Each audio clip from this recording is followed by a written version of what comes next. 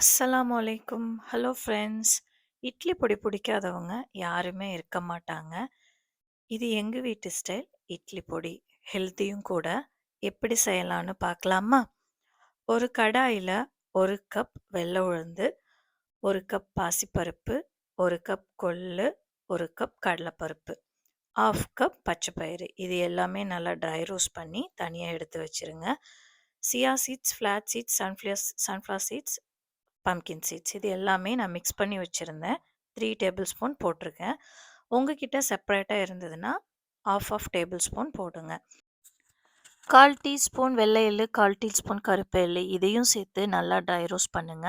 காரத்துக்கு தகுந்த மாதிரி 7 காஞ்ச மிளகா, ஹோல் பெப்பர் 1/2 டேபிள் ஸ்பூன் போட்டு அதையும் ட்ரை ரோஸ்ட் பண்ணுங்க.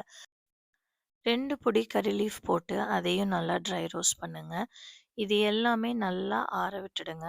கேஸ் சுவிட்ச் ஆஃப் பண்ணிவிட்டு சூடான கடாயில் தேவையான அளவு உப்பும் கொஞ்சமாக பெருங்காயத்தூளும் போட்டு அதையும் அந்த சூட்லேயே இலக்கி விடுங்க.